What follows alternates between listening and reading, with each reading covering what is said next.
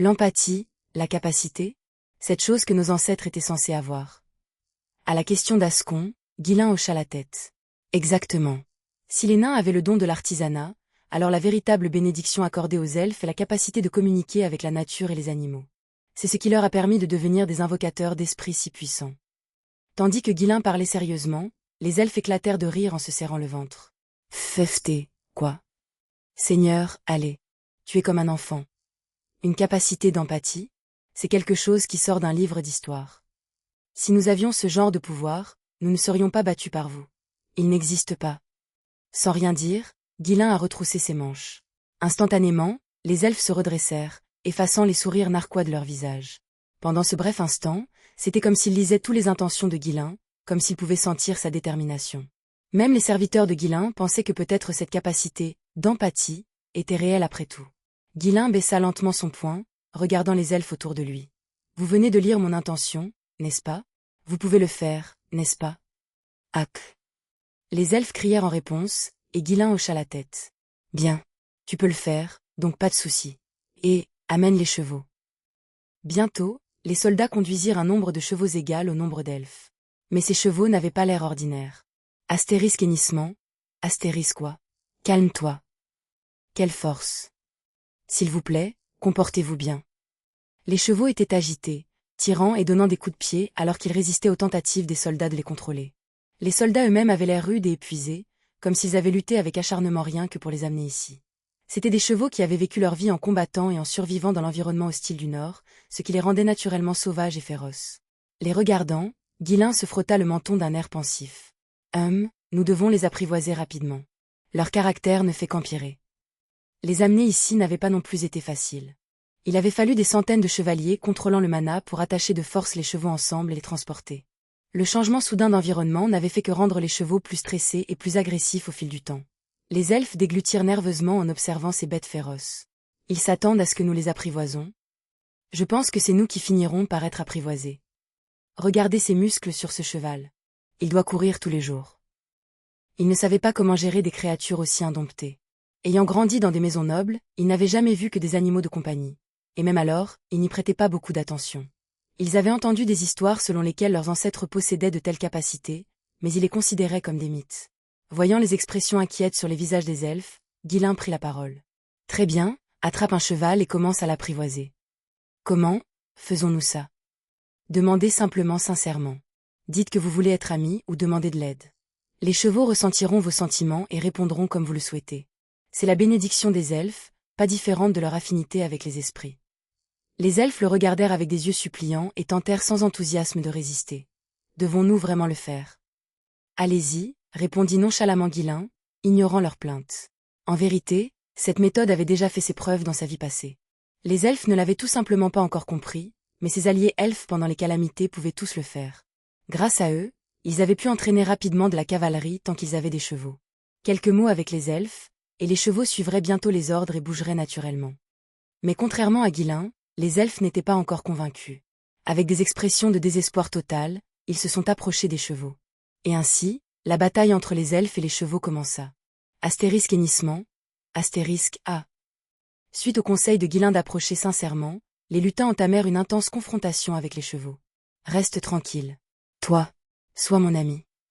Avec le haut de leur corps surdéveloppé, les elfes tentaient d'affirmer leur domination, verrouillant leurs biceps autour du cou des chevaux comme pour les maîtriser par leur seule force. Mais ces chevaux avaient survécu dans le Nord, tuant aussi bien des humains que des monstres. Leur férocité et leur force étaient d'un tout autre niveau que celle des chevaux ordinaires. Astérisque renifle. Astérisque leurs yeux brillèrent de rouge à cause de l'agressivité, et quelques elfes furent éjectés, incapables de résister à la force. Astérisque bruit sourd, astérisque, dia. Les chevaux, sans pitié, donnèrent des coups de pied aux elfes tombés au combat ou les piétinèrent. Heureusement, les muscles entraînés des elfes ont évité toute blessure grave. Arrogant pour un simple cheval. Tu penses que tu peux nous mépriser? Nous sommes les seigneurs de la nature et des bêtes. Astérisque bruit sourd. Bruit sourd. Bruit sourd. Astérisque frustré, les elfes ont même commencé à donner des coups de poing à leurs amis les animaux, transformant le terrain d'entraînement en un chaos total. Au milieu du chaos, un cheval s'est démarqué. C'était un étalon noir, plus robuste et avec une crinière plus impressionnante que les autres. Astérisque hennissement. Astérisque waouh, qu'est-ce qui se passe avec ce cheval? C'est tellement fort. Et ça a l'air tellement majestueux. L'étalon noir, furieux, se déchaîna à plusieurs reprises, ses puissants sabots sortant. Son agression était si féroce qu'aucun elfe ou soldat n'osait s'en approcher. Mais ce n'était pas suffisant pour le cheval. Il commença à charger sauvagement, attaquant toute personne à sa portée. C'était clairement un cheval avec un mauvais caractère. Ah, écartez-vous, c'est lâche. Cette chose est folle. On dirait le Seigneur.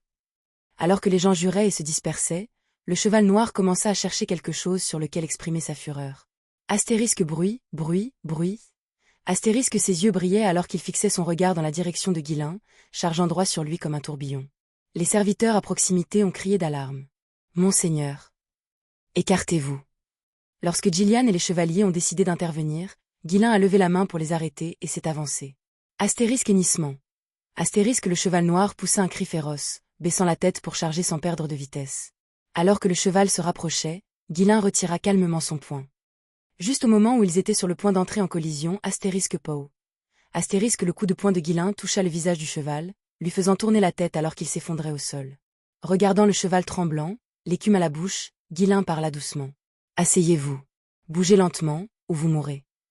Le cheval s'est immédiatement levé, a plié ses jambes et s'est assis docilement comme si de rien n'était, offrant la posture parfaite pour que quelqu'un puisse le monter. Tandis que Guilin grimpait sur le dos, le cheval se redressa en relevant la tête. L'attitude fière du cheval semblait refléter la propre arrogance de Guilin. Malgré un visage légèrement gonflé, la carrure robuste et la magnifique crinière du cheval masquaient toute trace du coup.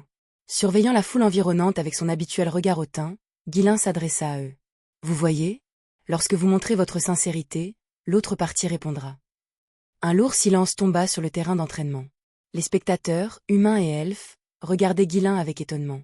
Même les chevaux auparavant déchaînés se sont arrêtés pour regarder. Quoi? Pourquoi regardez-vous? C'était ma sincérité. Quoi qu'il en soit, celui-ci a un corps fort et un esprit fougueux, parfait pour le combat. Je le montrai moi-même. Comment dois-je l'appeler? Il est noir, alors, peut-être Black Béant? N'est-ce pas mignon? Plus un cheval était agressif et résistant, plus il avait de valeur sur le champ de bataille. Satisfait de sa nouvelle monture, Guilin sourit. Les serviteurs se couvraient le visage de leurs mains, incapables de croire à son goût en matière de nom. Claude s'est approché de lui avec prudence et a suggéré. Peut-être, pourriez-vous simplement frapper chacun des chevaux une fois, monseigneur? Je pense que cela accélérerait les choses. Non. Alors seulement, je serai capable de les monter. Ils doivent être suffisamment apprivoisés pour que tout le monde puisse les manipuler afin que nous puissions entraîner rapidement la cavalerie. Maintenant, allez-y. Convainquez ces chevaux avec sincérité. La bataille entre elfes et chevaux a repris. Certains elfes tentèrent de suivre l'approche de Guilin, envoyant des coups de poing sur le visage des chevaux. Bien sûr, un elfe qui a essayé cela a reçu un solide coup de pied dans la poitrine et a été envoyé voler. Ils n'avaient pas encore compris comment communiquer avec les chevaux, alors ils se sont accrochés à leur cou et ont insulté. S'il vous plaît, écoutez, vous, bêtes monstrueuses. Entraîner les muscles, c'était mieux que ça. Comment sommes-nous censés communiquer comme ça? Lumina aussi a eu du mal. Accrochée à l'encolure du cheval, elle était trempée de sueur. Comment suis-je censé faire ça exactement? Leur dire de transmettre leur sincérité était facile. Mais les animaux pourraient-ils vraiment comprendre la parole humaine? Même maintenant, le cheval se débattait sous elle, et tout ce qu'elle pouvait faire était de s'accrocher, essayant de ne pas tomber. S'il vous plaît. Renonçant à le maîtriser, elle ferma les yeux et supplia silencieusement. S'il te plaît, calme-toi. Ce foutu domaine est épuisant. Tu ne peux pas me laisser te monter? Au début, son esprit était rempli de frustration et de ressentiment. Elle avait grandi dans le confort, mais depuis son arrivée ici, tout allait de travers. Seigneur fou, serviteur fou, et maintenant même des chevaux fous. C'était suffisant pour la rendre folle. Peu à peu, cependant, son ressentiment s'est transformé en un plaidoyer plus sincère. Elle ne croyait pas que ça marcherait. Honnêtement, elle pensait que tout cela était ridicule. Mais elle n'avait pas le choix, car le Seigneur ne s'arrêterait pas tant qu'il n'aurait pas obtenu de résultat. Alors tout ce qu'elle pouvait faire était de continuer à supplier le cheval. S'il vous plaît, restez calme. Je m'en fiche si nous sommes amis ou autres. Écoutez simplement. Je vous en supplie. Malgré les coups, elle a continué à caresser la crinière du cheval, essayant de l'apaiser. Petit à petit, elle sentait les mouvements du cheval devenir moins effrayants. Ils commencèrent à se sentir naturels, comme si les deux bougeaient comme un seul homme. C'est bon. Une sensation étrange coulait de sa tête jusqu'à sa colonne vertébrale, lui faisant ouvrir les yeux. Oh! Elle a ressenti quelque chose. Le bruissement du vent, les arbres robustes, les herbes douces semblaient chuchoter autour d'elle. Oiseaux, insectes, ils parlaient tous. Elle ne comprenait pas chaque mot, mais ils semblaient tous essayer de communiquer avec elle. Oh! Le monde semblait changer et osciller alors que tout autour d'elle se brouillait, pour ensuite se préciser à nouveau à sa place. Elle pouvait ressentir, voire comprendre pleinement, les émotions de tous les animaux et plantes à proximité. Ils ne voulaient pas être blessés. Ils voulaient être aimés, être ensemble. C'est ce qu'ils semblaient tous dire. Oh! À ce moment-là, Lumina comprit enfin pourquoi les elfes étaient appelés les gardiens de la nature. Ce n'était pas quelque chose qu'ils pouvaient ignorer. Ils ne pouvaient pas détourner le regard. Une fois qu'ils ont connu la beauté de la nature, une fois qu'ils ont entendu les murmures de la vie, une fois qu'ils ont ressenti ses émotions, ils ne pouvaient plus fermer les yeux. Ces sensations remplissaient son cœur, devenant une partie d'elle. Oh! Alors c'est tout? C'est pourquoi les elfes, c'est pourquoi ils ont choisi une vie en harmonie avec la nature. C'est bon? Lumina caressa à nouveau la crinière du cheval. Le cheval bougeait toujours, mais à sa grande surprise, elle ne ressentait aucune peur. C'était comme s'ils bougeaient ensemble. Je ne te ferai pas de mal. Je vais te protéger. Nous serons toujours ensemble. À chaque mot doux, les mouvements du cheval ralentissaient progressivement. Lumina pouvait ressentir ses désirs, son désir de courir à nouveau librement au combat. Nous allons à nouveau nous battre. Vous courez autant que vous le souhaitez. Je n'aime pas ça, mais le Seigneur veillera à ce que vous le fassiez. Ces paroles sincères ont atteint le cheval. Il cessa ses mouvements, renifla plusieurs fois, et finit par se calmer. Lumina glissa de son dos et lui caressa doucement la joue. Tu vas rester avec nous, n'est-ce pas? Astérisque reniflement, astérisque le cheval répondit en se frottant la joue, comme pour dire que ce serait le cas, avant de laisser échapper un hennissement bruyant. Astérisque hennissement. Astérisque au son, tous les autres chevaux se sont arrêtés et ont regardé Lumina. Les autres elfes, soit au sol, soit accrochés à leurs propres chevaux, se tournèrent également vers elle. Pas question, vraiment? Ce cheval sauvage s'est calmé si vite. Est-ce même possible? Il n'y avait pas que les elfes.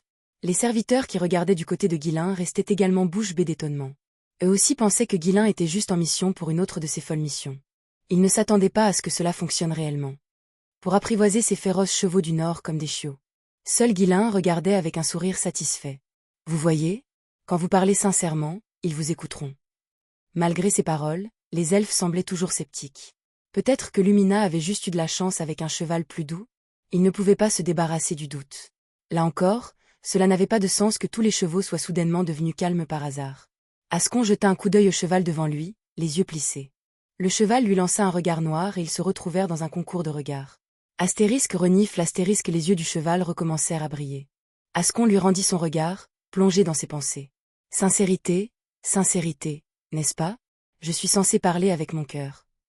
Il avait seulement essayé de maîtriser le cheval jusqu'à présent, sans transmettre aucune intention véritable. Prudemment, Ascon s'approcha, prenant le visage du cheval dans ses mains. Étonnamment, le cheval l'a permis, restant immobile. Enhardi, Ascon a exprimé ses véritables sentiments. Merde. À ce moment-là, Ascon sentit ses véritables intentions atteindre le cheval. Le cheval a répondu en transmettant ses sentiments en retour. Astérisque Winnie. Astérisque bruit sourd. Astérisque son puissant coup de pied atterrit carrément sur la poitrine d'Ascon.